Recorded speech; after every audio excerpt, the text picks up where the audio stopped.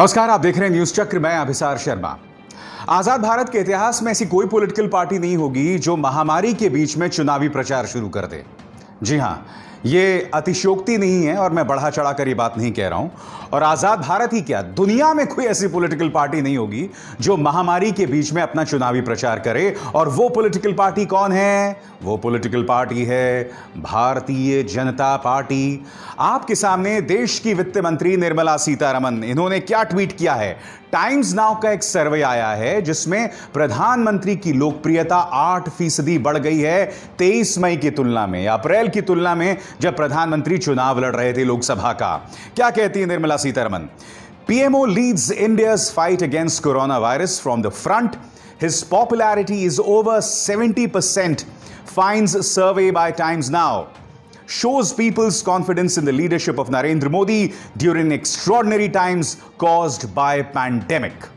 जी हां, मैं पूछना चाहता हूं वित्त मंत्री निर्मला सीतारमण से, निर्मला जी, आपकी प्रायोरिटी क्या होनी चाहिए? क्योंकि आपने तो वादा किया था ना कि हम 5 ट्रिलियन इकोनॉमी बन जाएंगे साल 2024 तक, और उसके लिए आपकी फोकस, आपका जोर क्या होना चाहिए कि हमारा जो ग्रोथ रेट है वो 8% से बढ़े।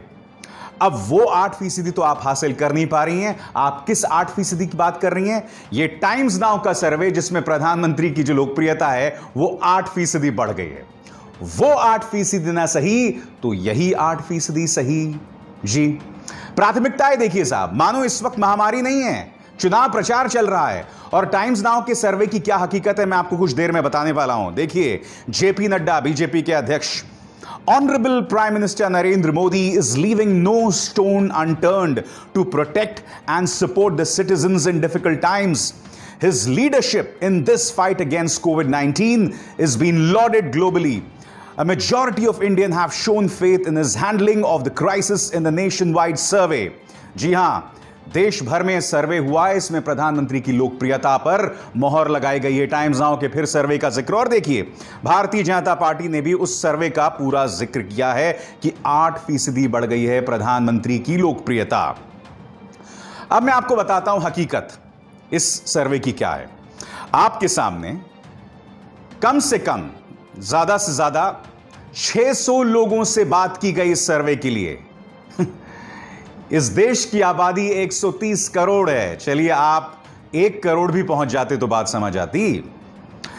600 लोगों से बात की गई है और खुद यह सर्वे बता रहा है, online survey of 100 respondents from each metro, 100 लोग हर मेट्रो से। All respondents are English TV news viewers. सभी जो सर्वे जिनसे किया गया, जिनसे बातचीत की गई, वो अंग्रेजी न्यूज चैनल्स देखने वाले लोग थे और टाइम्स नाउ के दर्शक थे। मैं आपको एक चीज बताना चाहता हूं दोस्तों, आप सब जानते हैं कि जिस चैनल की इस वक्त हम बात कर रहे हैं, टाइम्स नाउ, उसने पिछले कुछ अरसे से इस सरकार के समर्थन में जबरदस्त प्रोपेगेंडा चलाया है। अब आप इसके दर्शकों से क्या उम्मीद कर सकते हैं कि वो किस तरह की बात करेंगे? मैं कहता हूं सवाल यह है ही नहीं। मैं कहता हूं प्रधानमंत्री की 8% नहीं 20% लोकप्रियता बढ़ गई है। मुद्दा वो नहीं है, मुद्दा है वो संवेदनहीनता। महामारी का हम सामना कर रहे हैं और इस वक्त आप प्रधानमंत्री की लोकप्रियता पेश कर रहे हैं। यह है इस चैनल की प्राथमिकता। चैनल भूल जाइए, मैं कह रहा हूं यह चैनल और यह जो सर्वे जो पूरी तरह से अवैज्ञानिक है, वो सर्वे जिसमें कुल मिलाकर 600 लोगों से बात नहीं की गई होगी, उसका हवाला देके तुम कह रहे हैं कि प्रधानमंत्री की लोकप्रियता बढ़ रही है। और जेपी नड्डा साहब कह रहे हैं कि लोगों के दर्द को समझ रहे हैं प्रधानमंत्री नरेंद्र मोदी। कुछ तस्वीरें देखिए अपने स्क्रीन पर, किस तरह से एक मां अपने बच्चे को गोदी में लिए चल रही है। यह गर्भवती महिला जो ठहर गई, आगे नहीं बढ़ पा रही है क्योंकि ना उसके पास पैसा है, ना उसके पास वाहन है। भूल गए औरंगाबाद में क्या हुआ था? 15 लोग पटरी पर लेटे हुए थे और उनके ऊपर से गाड़ी निकल गई थी, क्योंकि आपने सिर्फ 4 घंटे का वक्त दिया था जब आपने लॉकडाउन की घोषणा की थी। और आज भी इस लॉकडाउन से निकलने को लेकर आपके पास कोई प्लान नहीं है। आप उस लॉकडाउन में गए बगैर प्लान के और आप उससे बाहर आ रहे हैं बगैर प्लान के। आप मुख्यमंत्रियों से बात तो कर रहे हैं, मगर आपके पास अपनी कोई योजना नहीं है। और इस महामारी के बीच मुझे यह बताते हुए बहुत अफसोस होता है कि यह सरकार जो है अपनी लोकप्रियता यहां पर पेश कर रही है। इससे ज्यादा चिंताजनक और दुखद बात कुछ नहीं हो सकती।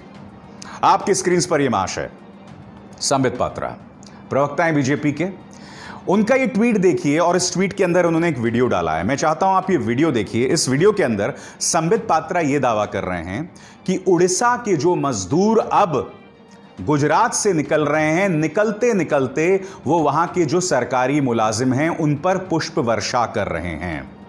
संबित पात्रा, मैं तुम्हें बता दूं कि एक नहीं, दो नहीं, बल्कि तीन बार उड़ीसा का जो मजदूर था वो सूरत की सड़कों पर आया था।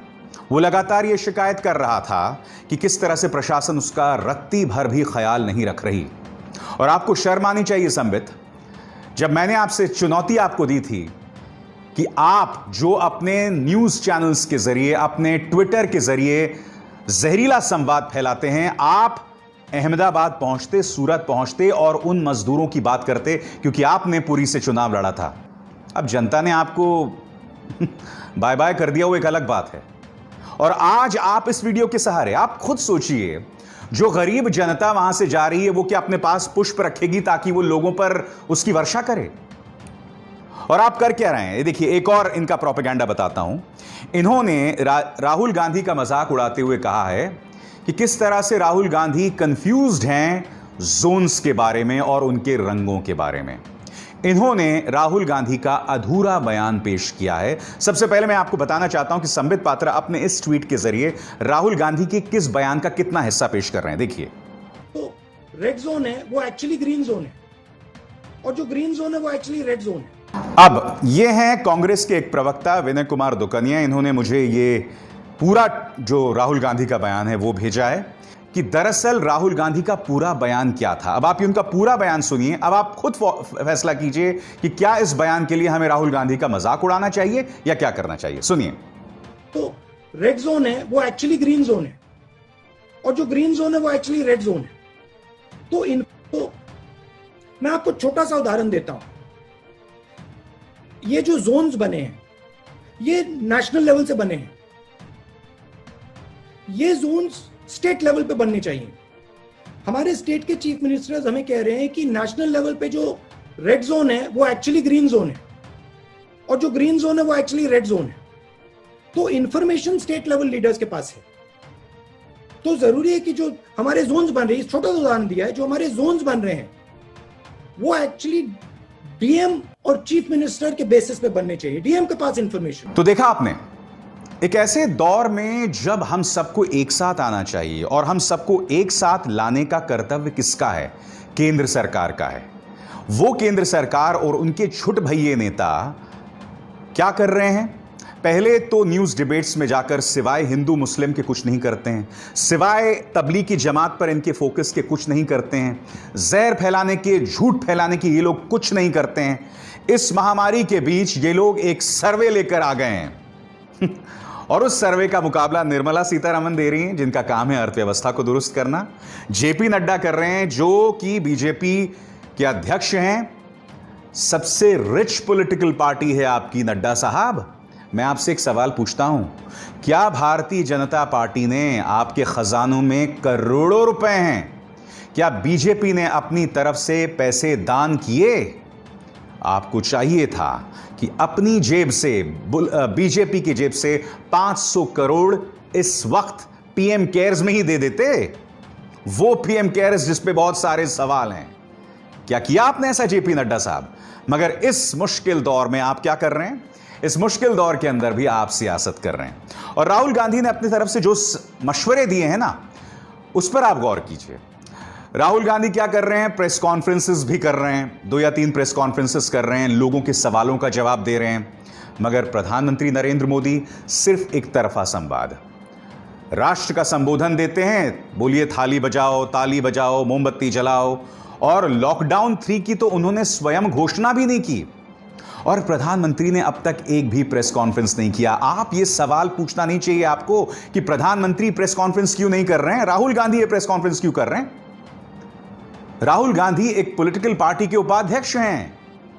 प्रेस कॉन्फ्रेंस करना चाहिए, प्रधानमंत्री नरेंद्र मोदी को जवाब देना चाहिए इन तमाम मुद्दों का जो इस वक्त मुंह बाहे सामने खड़े हैं कि आपकी प्लानिंग कहां है, मजदूर क्यों सड़क पर मर रहा है, आप क्यों सुविधावादी तरीके से कुछ राज्यों की तरफ तो आपका पूरा ध्यान है, पश्चिम बंगाल पर आप हमला करते हैं, महाराष्ट्र पर आप हमला करते हैं, मगर मध्य प्रदेश को लेकर आप खामोश हैं, आप पूरी तरह से खामोश हैं गुजरात को लेकर जहां हालात बद से बदतर हो रहे हैं, और आप इस वक्त भी सियासत कर रहे हैं।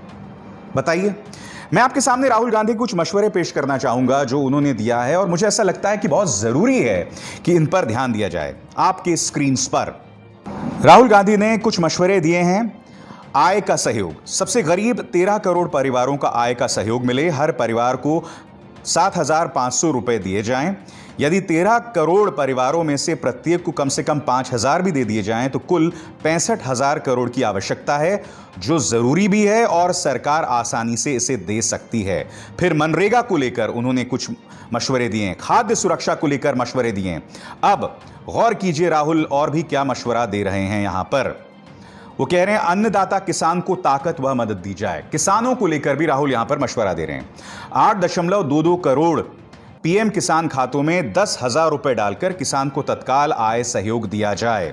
दूसरा, गेहूं समेत सभी रबी फसलों को एक एक दाने की न्यूनतम समर्थन मूल्य पर खरीद सुनिश्चित हो। खाद, कीटनाशक दवाइयां और ट्रैक्टर सहित खेत बाड़ी के सभी उपकरणों पर जीएसटी फौरन खत्म किया जाए। उसी तरह से छोटे और मझोले उद्योगों को भी लेकर, बड़े उद्योगों को लेकर, दुकानदारों, प्रवासी मजदूरों, इन तमाम चीजों को लेकर राहुल गांधी यहां पर मशवरा दे रहे हैं। मगर बीजेपी क्या कर रही है? इसको लेकर वो मजाक उड़ा रही है। मैं आपको बता दूं, इस वक्त मेरे साथ कांग्रेस नेता राजीव त्यागी जुड़ चुके हैं। राजीव त्यागी, मेरा पहला सवाल आपसे यह है कि इस वक्त जब देश एक संकट का सामना कर रहा है, हम लॉकडाउन से बाहर आ रहे हैं, उसको लेकर जबरदस्त अनिश्चितता है। निर्मला सीतारमण से लेकर जेपी नड्डा, सभी प्रधानमंत्री की लोकप्रियता बढ़ रही है, उसको लेकर एक सर्वे का हवाला पेश कर रहे हैं। कांग्रेस इसे किस तरह से देखती है?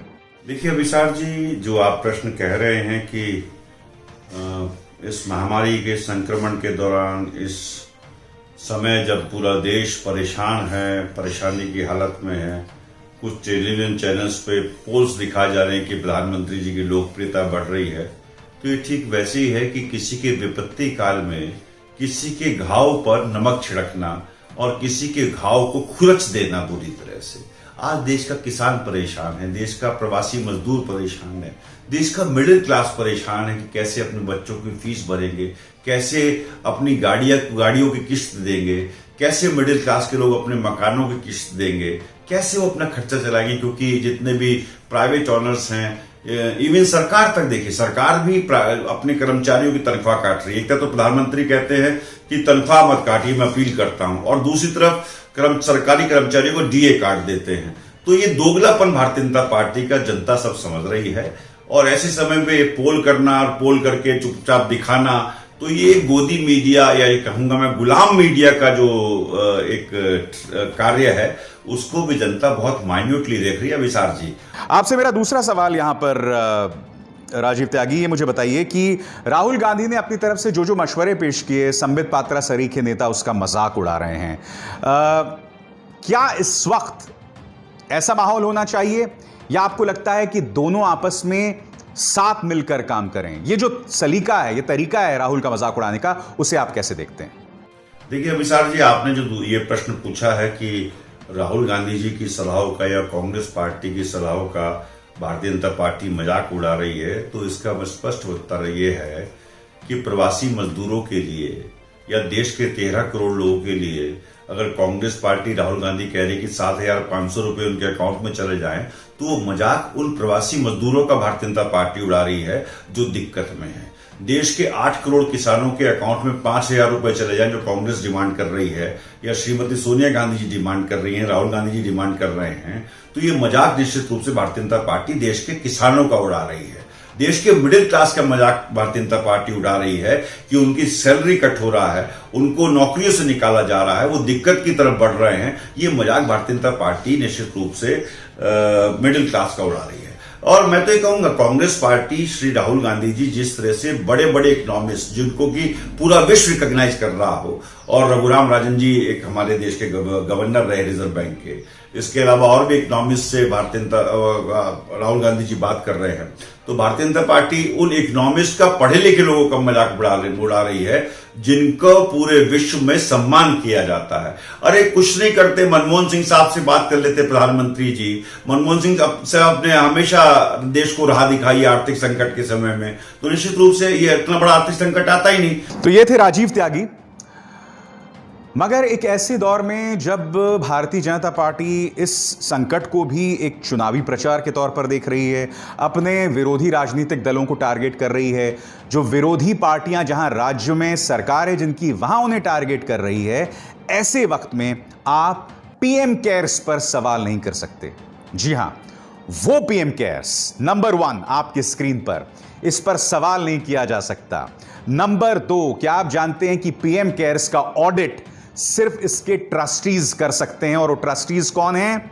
खुद कैबिनेट के मेंबर्स, कैबिनेट के सदस्य। तीसरी बात, क्या आप जानते हैं कि पहले से ही प्रधानमंत्री नेशनल रिलीफ फंड है पीएमएनआरएफ, और पीएमएनआरएफ की सबसे अच्छी बात यह है कि जो राष्ट्रीय आपदाएं होती हैं उसको लेकर इसकी भूमिका होती है। इसमें आप जितने भी पैसे डालते हैं उसका एक एक ब्यौरा इनकी वेबसाइट पर होता है। मसलन आपकी स्क्रीन पर न्यूज लॉन्ड्री की पड़ताल, यहां पर उन्होंने बताया है कि 3,800 करोड़ रुपए दिसंबर 2019 में इस अकाउंट में थे।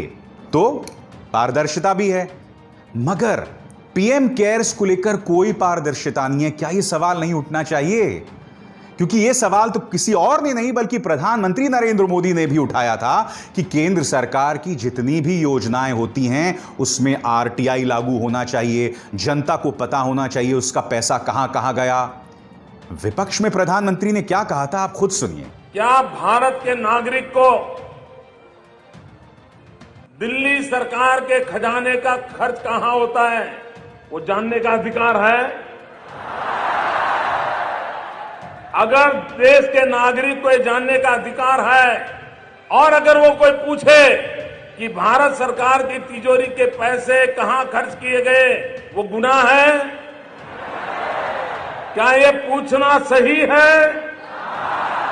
राइट टू इंफॉर्मेशन, हमने लोकतंत्र को मजबूत बनाया है, तो आपको जानकारी देनी चाहिए कि नहीं देनी चाहिए? अब आप बताइए मोदी जी, क्या आपको नहीं लगता जो बात आपने विपक्ष में कही थी, अब यही बात जब आप सत्ता पक्ष में हैं आपके पीएम केयर्स पर भी यह लागू होनी चाहिए? आप जानते हैं मुझे क्या लगता है? मुझे ऐसा लगता है कि पीएम केयर्स सिर्फ इसलिए लाया गया है ताकि यह सरकार यह जतलाना चाहती है कि संकट की इस घड़ी में हम कुछ कर रहे हैं।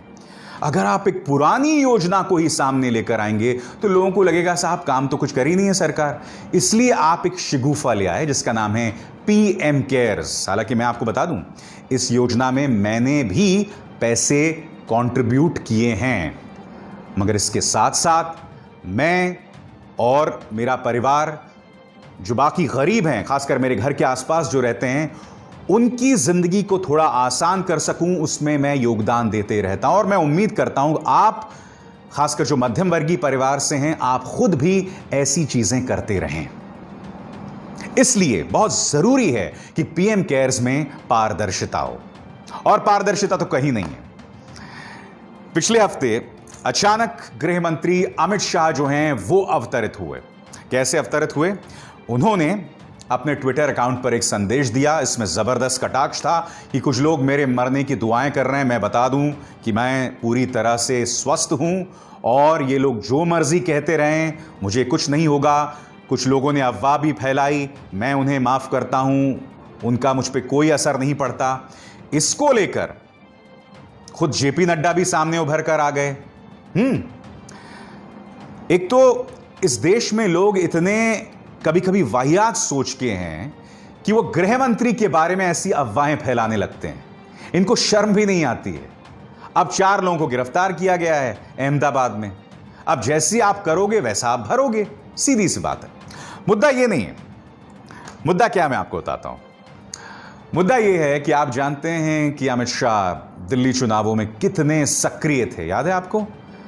बाबरपुर में बटन दबाओ करंट शाहीन बाग में लगेगा।